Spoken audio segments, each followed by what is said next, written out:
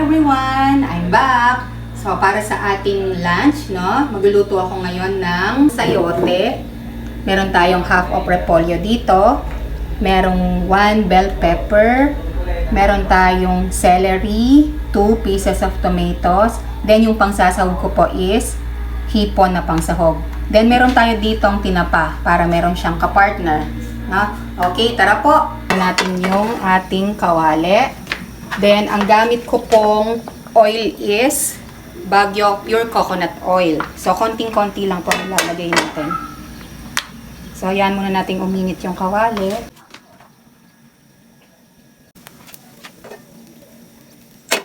Then, garlic.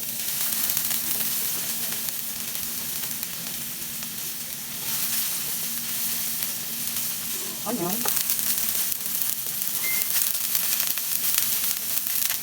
Gagaling ko lang po ng school, no? So, pagka-uwi, doon ko lang po magpe-prepare ng aking lunch. Yan. So, after po niyan, lalagyan na natin yung hipon.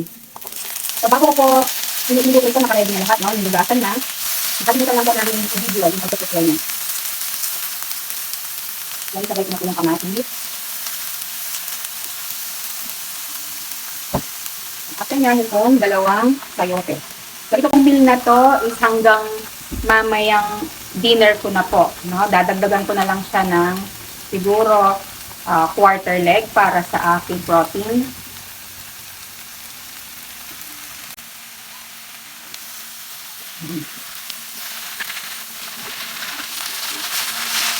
Hindi na makalukat, makulay na, no? Dito. Then, lalagyan po natin siya ng black pepper at konting salt po. Yan. So, hindi ko na po siya lalagyan ng water. Kasi magtutubig po yan maya-maya. Tatakpan natin. Okay, so, tingnan po natin. Yan. So, ilalagay po natin ngayon yung celery and bell pepper.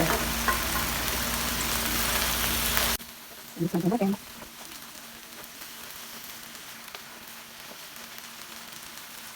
Diba? Next po is yung ating repolyo.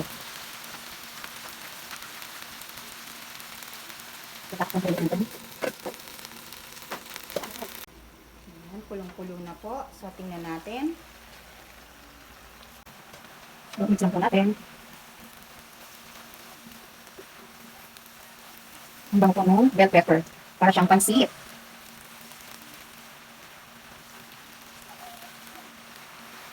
Yan, tingnan po natin. Yan, so, yan, wala na po siyang sabaw. Bakit ayoko po ng maraming sabaw? Kasi, siya na po yung nagiging kanin ko. So, ayoko ng masyadong masabaw. Yan, pwede na po siya. Okay, so, luto na po ang ating gulay. Pinaritong tinapa. So, maglalagay lang din po ako ng konting coconut oil.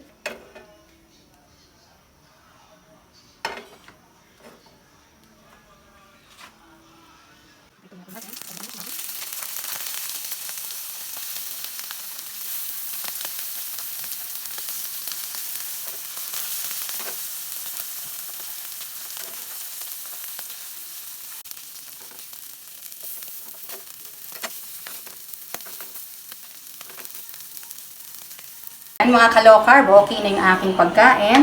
So, kakain na po tayo ng lunch ngayon. Tara! So, bali dalawang tinapa lang po. No? And then, yung gulay kanina. Then, meron ako ditong 5 small strawberries. And, of course, my water with lemon po. Kaya meron akong laging dalang tumbler para na monitor ko yung aking water intake. So, tara mga ka-low-carb! Kain na po tayo. Happy eating everyone! See you on my next vlog!